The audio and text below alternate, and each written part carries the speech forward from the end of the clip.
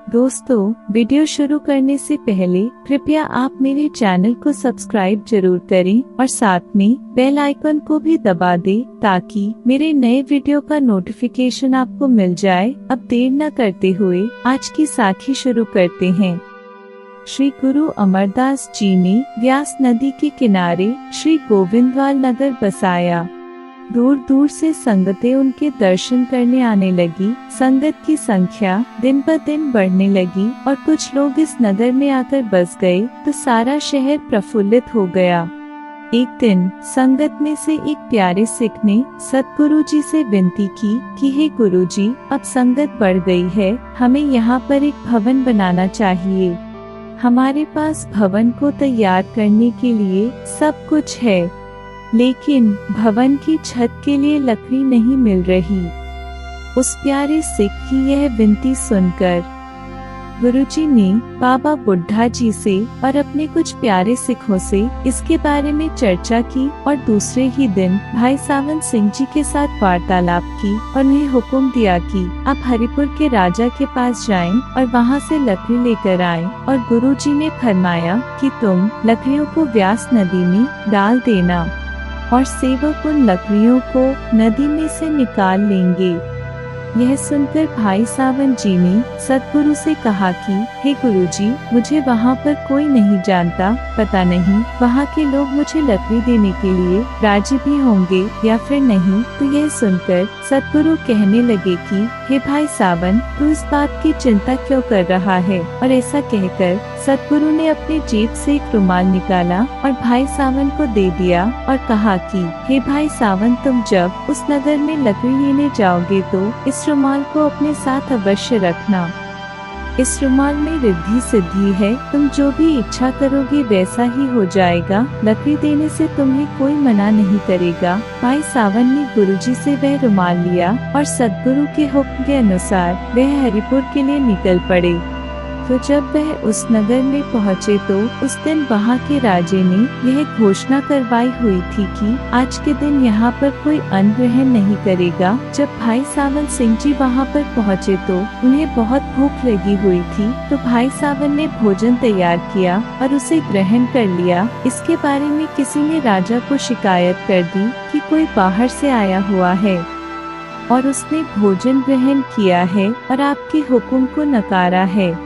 तो यह सुनकर राजा ने कहा कि उसको मेरे सामने लेकर आओ और साथ ही अपने सिपाहियों को हुक्म दिया कि जाओ उसे पकड़कर मेरे पास लेकर आओ। राजा के हुक्म की पालना करते हुए सिपाही उसको ढूंढकर पकड़कर लेकर आए और जब भाई सावन को राजा के सामने पेश किया गया तो राजा ने कहा कि आज एकादशी है, इसलिए हमने नगर में भोजन न ग्रहण करने की घोषणा करवाई है।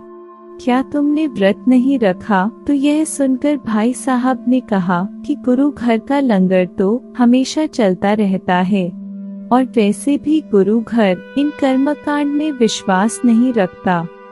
भाई सावन जी की यह बात सुनकर राजा शांत हो गया, लेकिन पास में ही बैठे एक वैरागी ने राजा को यह कहकर भड़का दिया कि इस व्यक्ति ने आपके हुक्म का पालन नहीं किया, इसको तो कैद की सजा होनी चाहिए। यह सुनकर राजा उस वैरागी की बातों में आ गया और उसने भाई सावन जी को कैद में डालने का हुक्म दे दिया। दूसरे ही दिन राजा के पुत्र को हैजा हो गया, जिसके कारण राजा के पुत्र की मौत हो गई और महल में मायूसी छा गई। सब लोग विलाप करने लगे। तो यह सब देखकर राजा के मंत्री ने राजा को सलाह दी कि हे राजन, आपने जिस व्यक्ति को कैद में डाला है वह व्यक्ति निर्दोष है और यह सब आपके साथ इसलिए ही हुआ है। आपको उस व्यक्ति को छोड़ देना चाहिए, उसे कैद से रिहा कर देना चाहिए और आपको अपनी इस गलती की उससे माफी मांग लेनी चाहिए।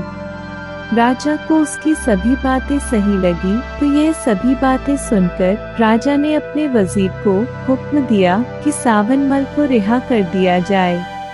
जब भाई सावंत जी को रिहा कर दिया गया तो उन्होंने बाहर आकर महल का माहौल देखा कि सभी तरफ मायूसी छाई हुई थी। तो यह सब देखकर भाई सावंत जी ने कहा कि अगर राजा गुरुजी का सिख बन जाए तो गुरुजी की कृपा से उसका पुत्र जीवित हो जाए। भाई सावंत जी के मुख से यह बात सुनकर वजीर ने राजा से बात की और राजा को बताया कि सावनमल तो ऐसे कह रहा है। राजा ने यह सुनकर कहा कि अगर गुरुजी मेरा पुत्र जीवित कर देंगे तो मैं और मेरा परिवार गुरुजी के सिख बन जाएंगे। उसके बाद फिर राजा ने भाई सावंत को अपने दरबार में बुलाया और राजा भाई सावंत जी के आगे विनती करने लगा कि कृपया करके मेरे पुत्र को जीवन दान दिलवा दो।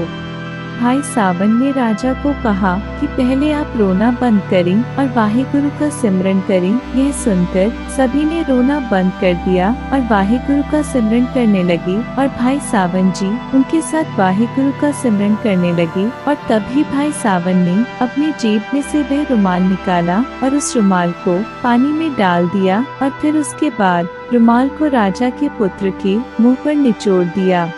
तो जैसे ही भाई सावंत ने रुमाल को निचोड़ा तभी उसके पुत्र ने अपनी आंखें खोली और उठकर बैठ गया। तो ये देखकर राजा और उसकी पत्नी भाई सावंत जी के चरणों में पड़ गए और वह गुरुजी के सिख बन गए।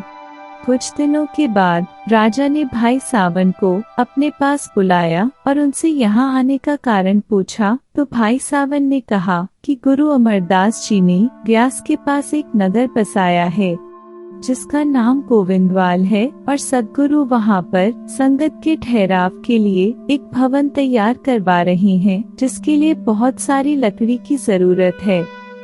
यह सुनकर राजा ने तुरंत ही अपने सिपाहियों को हुक्म दिया कि पेड़ों को काटकर बड़ी बड़ी लकड़ियों के गठल बनाकर नदी में बहा दिए जाए। सिपाहियों ने ऐसा ही किया। पेड़ों को काटकर लकड़ियों के बड़े बड़े गठल व्यास नदी में बहा दिए। जब लकड़ियों की जरूरत पूरी हो गई तो गुरुजी ने भाई सावंत जी को संदेश भिजवा दिया कि अब लकड़ियों की जरूरत पूरी हो गई है, अब तुम वापस आ जाओ। तो सद्गुरु का यह संदेश पढ़कर भाई सावंत यह सोचने लग गए कि अगर मैं गोविंदवाल वापस चला जाऊंगा तो गुरुजी यह चमत्कारी रुमाल मुझसे वापस ले लेंगे, फिर मेरे पास कोई शक्ति नहीं रह जाएगी, मैं गोविंदवाल ना ही जाऊं तो अच्छा है। भाई सावंत ने गुरुजी के आदेश का पालन नहीं किया, वह गोविंदवाल नहीं गया।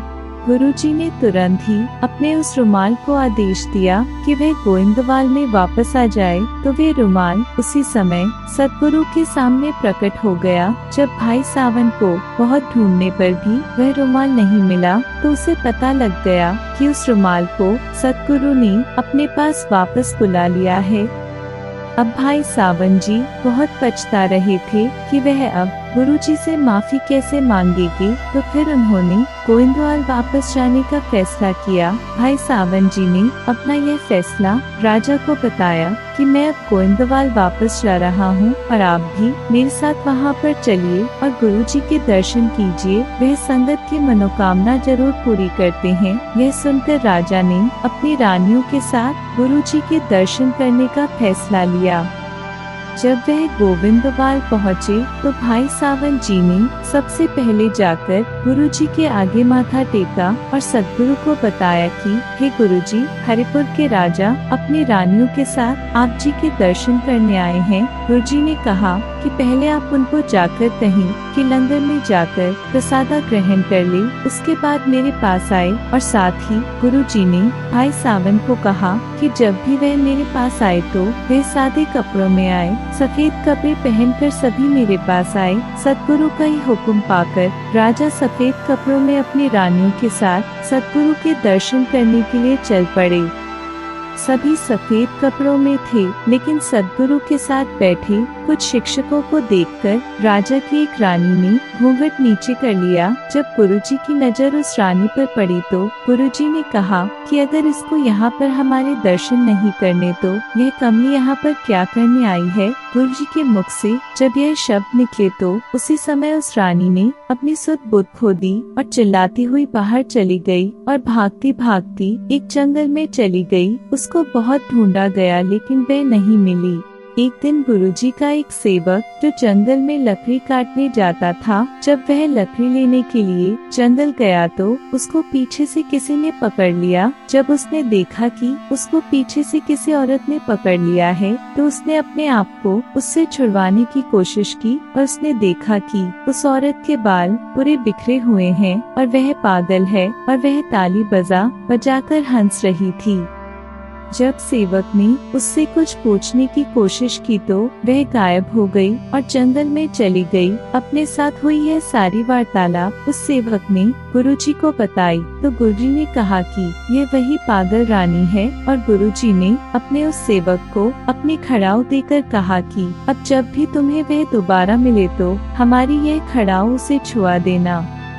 सेवक गुरुजी की वह खड़ाऊ लेकर जंगल में उस औरत को ढूंढने के लिए निकल पड़ा। फिर एक दिन उसे वह औरत दिखी और जैसे ही उसने उस औरत को देखा तो सेवक ने वह खड़ाऊ उसको छुआ दी। जैसे ही वह खड़ाऊ उसे छुआ दी गई, उसी समय उसकी सुध बुध वापस आ गई और वह ठीक हो गई और वापस गोइंदवाल आ गई। गुरुजी ने उसको अपना आशीर्वाद दिया। प्यार से बोलिए वाहे गुरुजी।